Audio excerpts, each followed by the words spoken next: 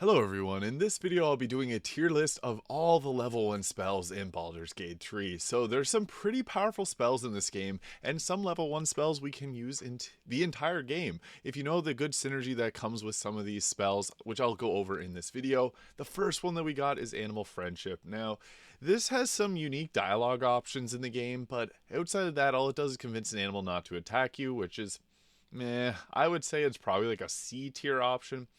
But if you're into all those unique dialogue options and different things you can do in dialogue, that would make it like a B tier. I just wouldn't use it typically in combat. If you have a free slot, you may as well, like if you have a multi-class build where you have a lot of level 1 spells, it might not be a bad one just for the fun dialogue options that may come up, but it's probably C tier. Next, we get Armor of Agathis. This is actually very powerful. What it does is it gives you temporary health points, and it gives you cold damage on attack. So there's some builds, like there's a wizard build that you can basically be invincible with this up, so it's going to be dealing cold damage to attackers, which cold damage can be doubled. So if you upcast this to level 5, it gives you 25 cold damage, which is huge, just a flat out 25 damage. But Create Water will make it doubled, so that's 50 damage. So it can be really, really nice. But there's like certain times where it is useful. I would say for that reason it's an A tier selection. The temporary health is nice, but it can wear off pretty quickly if you're not keeping it topped up. But Armor of Agathis overall is really powerful, especially on some builds. Next we have Arms of Hadar. This is necrotic damage, which is not bad because it's not as resisted as some other damage types. I would say it also stops the target from using reactions, which is nice. It lets you run by it. So if there's like someone in the gateway and you want to bring your whole team in, you can use this to stop them from reacting. So it does have some usefulness. Like the A, B tier are useful. C is like situational, and F tier would be don't take it. But yeah, that's where I think they sit. Next, we got Bane and Bless. These are kind of inverse of each other. Bane will reduce a target's attack rolls by 1d4 and its saving throws by 1d4. And Bless will do the opposite. It gives you the increased attack rolls and saving throws. So Bane, sometimes it's just better to flat out attack targets. Like if you had a Scorching Ray, which will target 3 people. I know it's a different level, but this targets 3 people as well. It's almost better to just deal damage to people. So I would say it's probably like a situational one. Like there is times where it can be very useful, but I feel like you're better off just using Bless. It's inverse, which is just incredible. I would say Bless is in probably S tier. Like Bless is just great. You have to have it. I recommend having a cleric or someone dip a level into cleric because Bless is just super useful.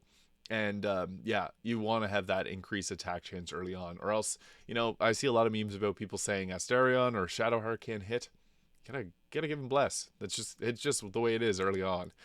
Next we got Burning Hands, which I feel like almost is just there's so many better options for using a level 1 spell, especially, getting up in melee range. It's not bad if you have someone that's like close to you. I don't even know if it's like worth like putting anywhere above C tier, because fire is useful for exploding barrels, but this is like you have to go up and it's not worth it, I don't think. Could situational at best, but I would put it probably in C tier. Next we have Charm Person, which stops the target from attacking you. We have a few spells like this. So there's Charm Person, there's Color Spray, which will blind, and then there's the Sleep spell. Now, I'll get to Sleep when we get there, but I think that Charm Person is just a bit weak for what it is. I would say it's probably C tier because you're almost just better attacking, honestly. Some of these spells, like, yeah, they're nice with what they do, but there's very situational times where it would be beneficial versus just hauling off an attack. So I would put that in the C tier. Like, it's okay. If you're a bard with this, it's better just attack. Crossbows, hand crossbows, you name it. Next, we got Chromatic Orb, which this is one of the best spells in the game. I'm putting in the S tier. The reason being, it gives you a 1d8 die every time you upcast it. So if you want to blitz someone, you can get an incredible amount of damage off. So lightning attacks are really useful, and Chromatic Orb's lightning version, you can upcast that and just drop it. So if you're, let's say, a character that has multiple casters in it, and you don't have any dedicated level 6 spells, and you want to just, chain lightning, Chromatic Orb Lightning is like the diet version of that. So you can upcast from level 1 to level 6, and it's going to deal a ton of damage. I would recommend Chromatic Orb, Cold, and Lightning. the most, because Create Water will double them, which is pretty easy. You can set up Create Water outside of combat and just nuke them with Chromatic Orb. That's a very useful combination. Color Spray next. I mean, to bounce back to Chromatic Orb one more time, there's a ton of different damage types. So if you know resistance as well, you got a counter with Chromatic Orb. If you could only take like 2 level 1 spells, Chromatic Orb and Magic Missile, and you got a lot of coverage. Color Spray, on the other hand, womp womp, I would say it's roughly the same as like Charm Person. The reason I'm putting it down here is because you're better off just doing damage or, another spell that's going to be much better. But next, we have one of the best spells in the game. I don't see a lot of people putting respect on Command, but this spell is incredible all the way through the game. So Paladins get this spell, and also Clerics will get it. What Command does, there's a specific build that I've done, and it is incredibly powerful with this, because the Bard can set up Magical Secrets at level 10 and also take Command. But Command does not require concentration, so you can have a concentration on a spell, cast Command, you can do Command Grovel, it'll knock them prone, so if you have melee attackers, they get free criticals. Command can also just take out enemies from the combat with just continually casting it. One of the best builds in this game is a Sword Bard with the Helmet of Arcane Acuity, which is going to increase spell save DC, and then the Band of the Mystic Scoundrel. The way this build is super powerful is you can use your hand crossbows, shoot them off with the arrow of many targets, which will stack up your Arcane Acuity, giving you increased spell save DC. So you can actually get a plus like 10 from that. So your Command, they have to roll a plus 10 on what they already have to roll with your spellcasting modifier. You can get it upwards to spell save 30 to 35. No one is resisting that. You literally would have to roll a critical success to not get hit with that Command. So it is incredibly powerful in some builds. You can have a Sword Bard attack, do Command on 5 targets, make them walk towards him, and then just literally go attack, do it again next turn, and you're basically invulnerable. Like, you can solo the game with Command. For that reason, I'm putting it up in the S tier. I think Command is just super underrated, especially on certain builds like the one I just mentioned. I have a video on that. This is the OP build, Sword Bard build, Baldur's Gate 3. It's incredibly powerful. Next, we have Compelled Duel, which is just a stinker in general. This is a Paladin spell. Command is a way better version of this. Compelled Duel will give a disadvantage on other targets other than yourself, which, for an action, why bother? Just attack them. There's very situational moments where this may give you an edge, but at most, you're better off doing everything else. Simply put, it's just not that great. Next, we got Create Water, which... some people also don't give this enough love. I'm putting Create Water in the S tier. The reason being, you can cast this outside of combat, soak the entire battleground. No one's aggroed on you, and then you can follow it up with Chain Lightning. If you have a sorcerer with like the Draconic Lightning Dragon, which has increased damage to lightning, or even like a hybrid of the Tempest, which can roll the highest damage dice on lightning attacks. So Chain Lightning is 80 damage, so you can get 160 damage and spread it to 6 targets with Create Water. 160 damage to 4 targets is incredible from Create Water, just being able to cast it outside of combat. There's also the Wave Mother's Robe, which is one of the most interesting pieces of equipment in Baldur's Gate 3, which gives you a free cast of the level 4 Create Water. So if you want a Storm Sorcerer that's really powerful, throw this on them. Or multi-class 1 level of the Tempest Cleric and take Create Water. This is a level 1 spell from the Cleric. It's incredible for what it can do. Next we got Cure Wounds, which I honestly just think it is a meh spell. Situational at best. I would recommend just, personally me, I think F tier, but I think that some people can, benefit from the extra heals. For first time playing Baldur's Gate 3, I highly recommend just attacking more often than you think you need to heal while in combat. And when you're outside of combat, short rest, long rest. Please don't do what I did and fear that you have to do this game quickly. Take a lot of long rests. It's going to give you more dialogue options with your teammates. This is okay. I want to put it in the F tier. I'll probably put it somewhere maybe top of C tier, situational. The better version of this is Healing Word, and then our higher level spells that can heal. Healing Word is a bonus action and can bring up downed allies from 18 meters, which is way better than Cure Wounds, which you have to get up close. Disguise Self. This is an interesting one. I'm going to put it in the B tier. you can get a lot of usefulness out of this in certain areas.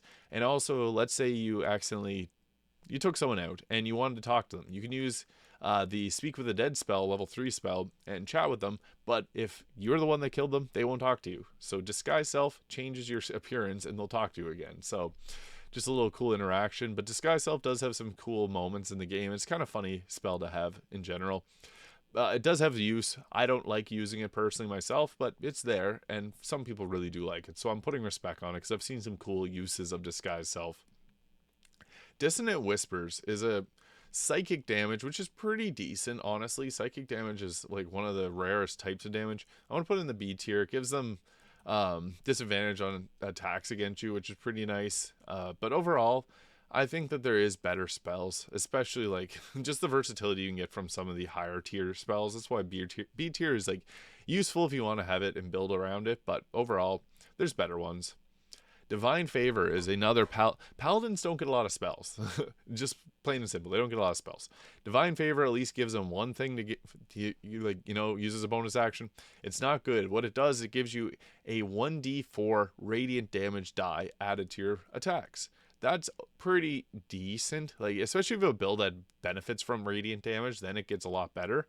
I see a lot of people just hate on this, but it's a bonus action. You can, like, if you're a paladin, you have nothing else you can do, it's better to almost put Divine Favor and then Divine Smite versus like a Thunderous Smite, which would use your bonus action. I would say it's not that great though.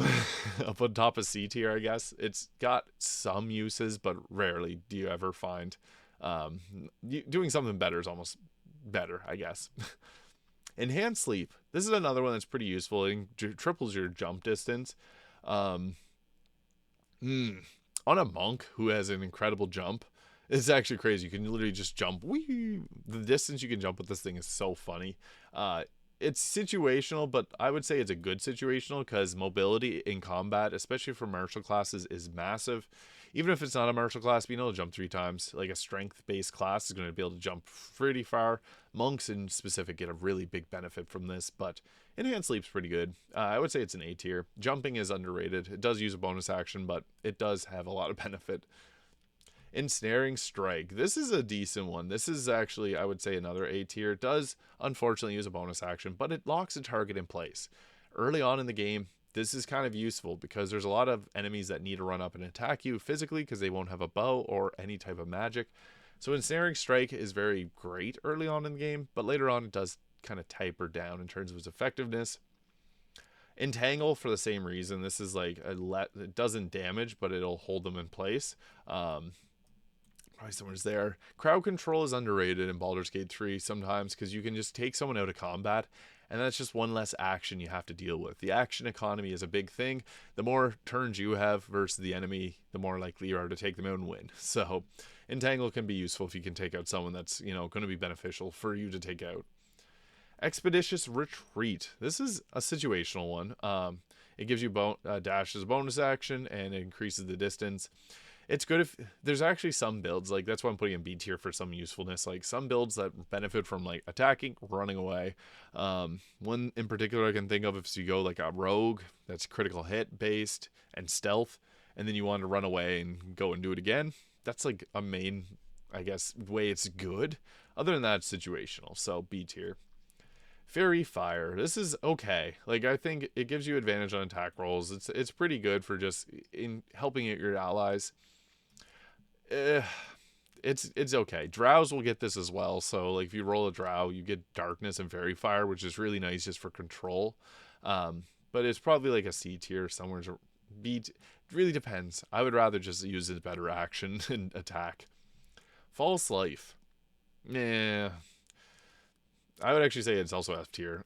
False Life gives you 7 temporary health points, which temporary health points is okay, but it doesn't stack with other temporary health points, which anytime you want to use temporary health points, it's like Spore Druid, Warlock, like you're gonna, like those are the classes that get False Life, so it's almost just useless to take, I personally think. Yeah, False Life is just meh. Feather Fall. This is situational again. This is another one that's situational. There's areas where you can drop to the Underdark in Act 1, so like you do want this, but it can be easily obtained with potions. That's why it's very situational.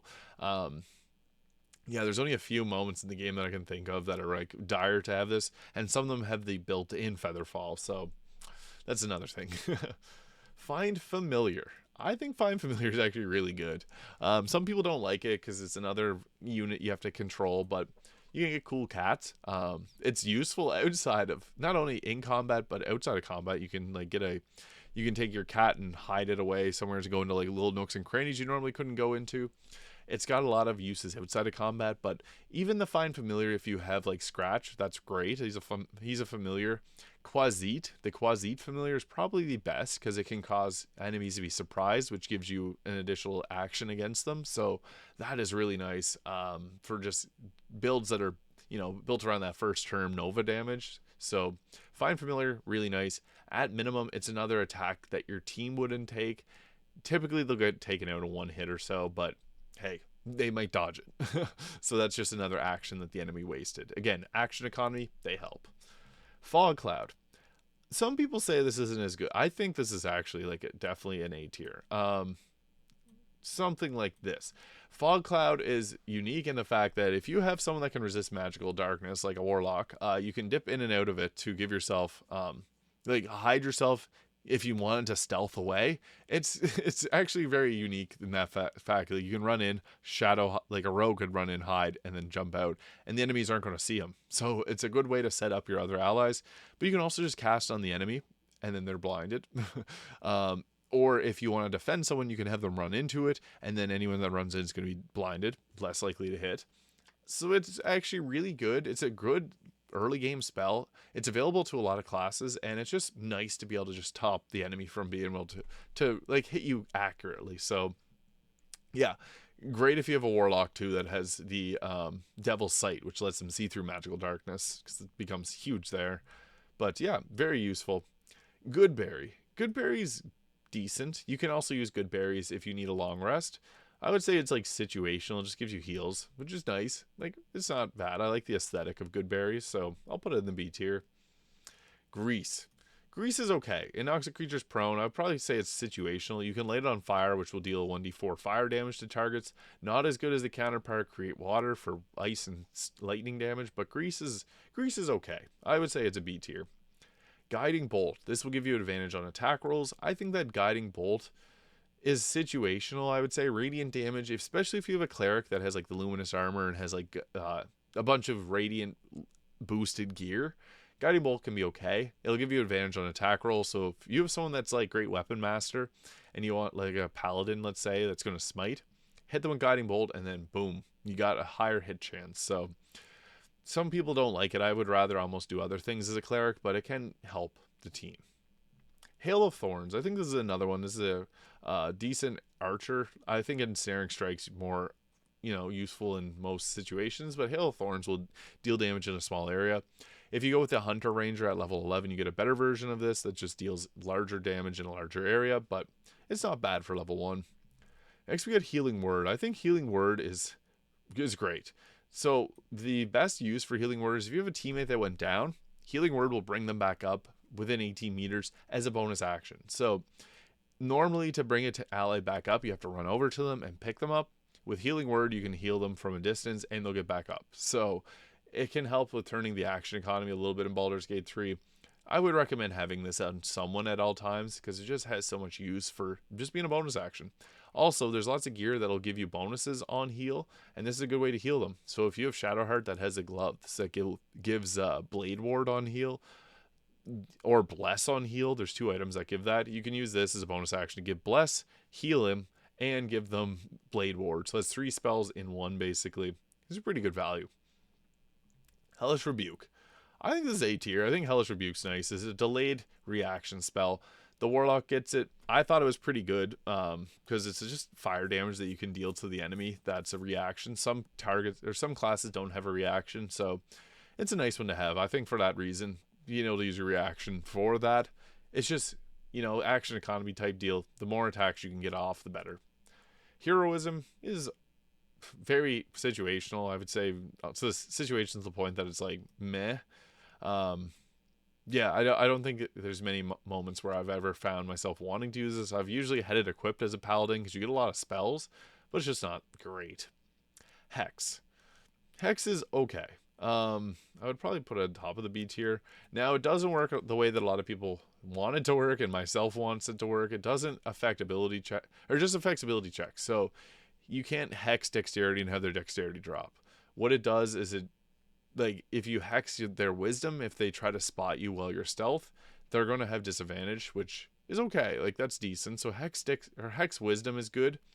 Um, I wish it was better, but it adds a 1d6 necrotic damage, and it's a bonus action. So you can use this spell as a warlock, and then next attack with 3 Eldritch Blasts, which will get that nice damage rider from Hex. So it can be decent in that regard, but for most chances, like, it's okay. Hunter's Mark. Hunter's Mark is decent. It gives you an extra 1d4 damage and advantage. The Ranger gets this. It has some use, definitely. Actually, I'd probably put it like it's like the Ranger's version of Hex, basically, dealing additional damage. So there is items that'll benefit from Hunter's Mark as well. There's the helmet too that'll increase the damage on top of that. So it can be pretty decent. Bonus action as well. True Strike being the cantrip version, that's just crappy. Don't use that one. Use one of these, or just attack. Ice Knife. Ice Knife's pretty good. I like it. It does 2d6 of ice damage, which is pretty useful. Especially, I might even put on top of it. Does piercing damage too, which some builds can actually benefit, like for the ballast armor. Piercing damage is pretty good because you'll get a vulnerability from it. But I wish it was just pure ice damage. That would make it OP. But for what it is, it's probably top of the B tier. I would even say A tier. It won't benefit a whole lot from Create Water, but it does hit in an area, so that's nice if you have 2 targets grouped together. Inflict Wounds. Another spell that's just meh. It's useful at times. Inflict Wounds. Not as good as Bone Chill. Bone Chill's a cantrip that's just similar, but I would say I would rather use it than Inflict Wounds. I don't find myself grabbing this spell often compared to other ones. Maybe, yeah, put her down a little bit.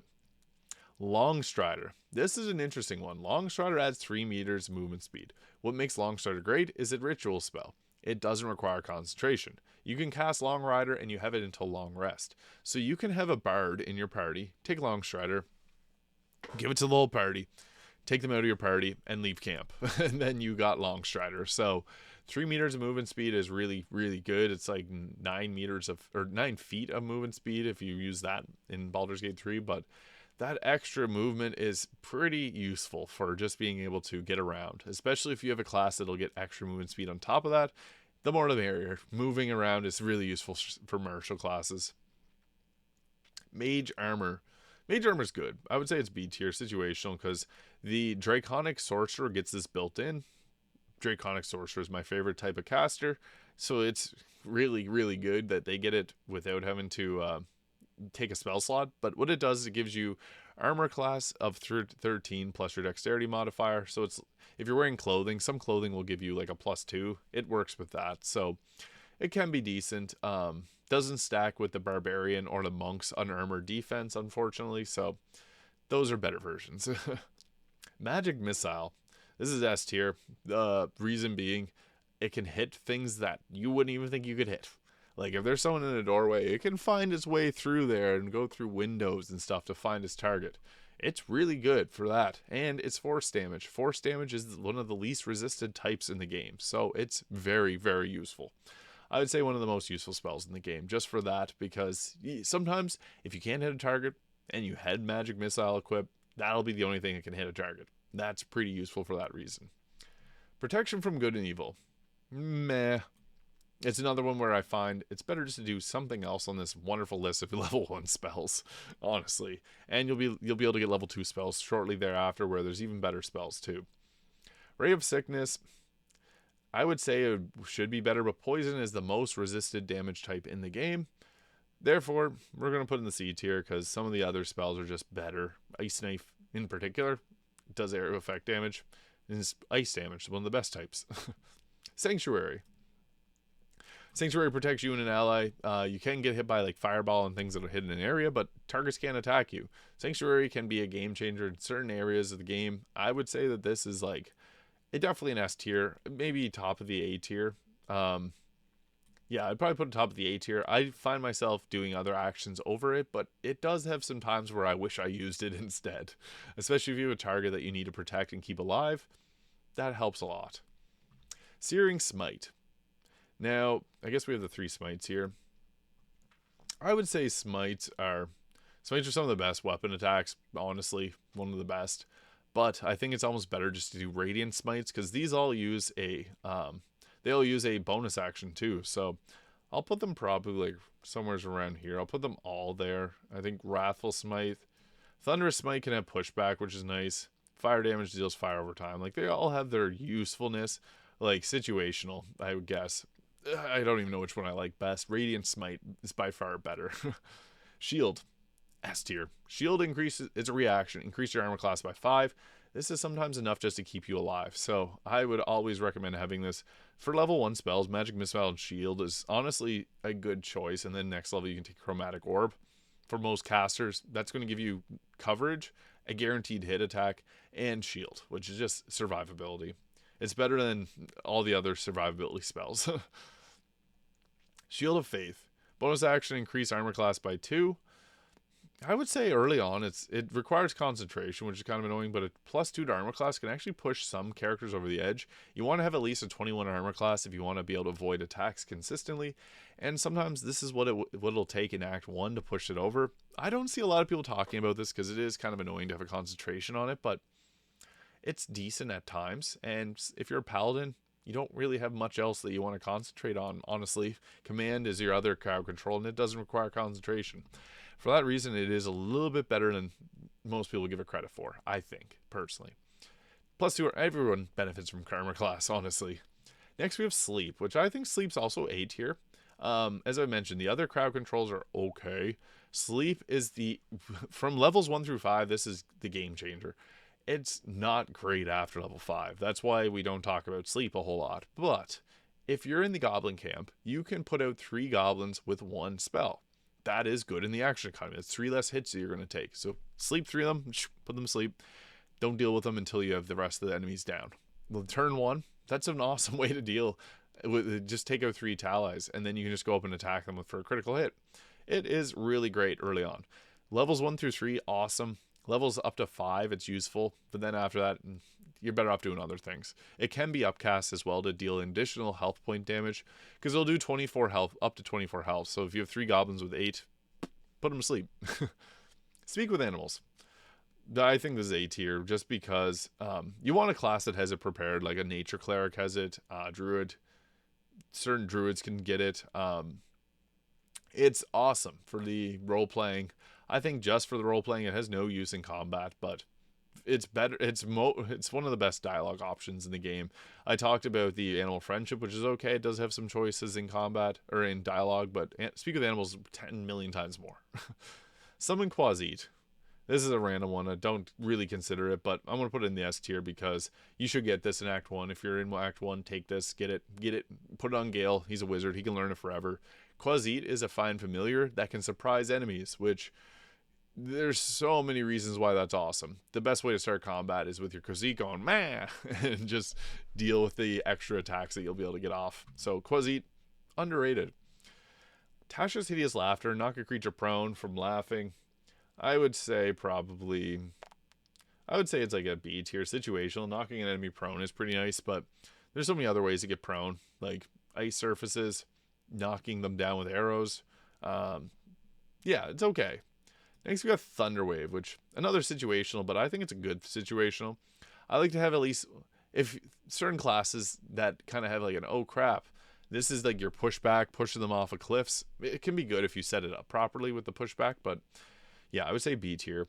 Finally, Witch Bolt. This is a concentration. You can continually attack with it. Early on, if you don't want to use a whole lot of spells, it can be... Some people hate this spell. I think that Witch Bolt is like... Personally, I think it's like a C tier. For me, I would rather just do Chromatic Orb Lightning than Witch Bolt, but if you're short on spell slots, it can be decent. And also, it can be upcast later on, so you can continually deal higher damage.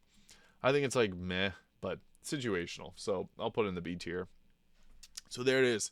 There's the best level 1 spells in the game. Command can take you all the way to the end. This spell is beautiful on certain builds. Chromatic Orb, I would probably put Create Water above Bless. Shield, if I was to like formally rank these, I would probably do something like this. Bless requiring concentration does knock it down a peg, but it is incredibly useful early on because it allows you to hit. But Command can use this all the way to the end. Same with Chromatic Orb. Create Water, again, one of the most reliable ways to get wet, which will double the damage of Lightning or Cold Chromatic Orb, and a bunch of the other spells like Cone of Cold and Chain Lightning. Magic Missile is your underrated being able to hit. Shield will give you that extra shield or extra 5 armor class as a reaction, which can help you not take hits. But that's what I think of the level 1 spells in Baldur's Gate 3. Let me know your thoughts in the comments below. I always enjoy reading them on these type of videos. Let me know what kind of Baldur's Gate 3 content you'd like to see next. If you found this video fun, please hit the subscribe button below. Appreciate the support, and thank you so much for watching.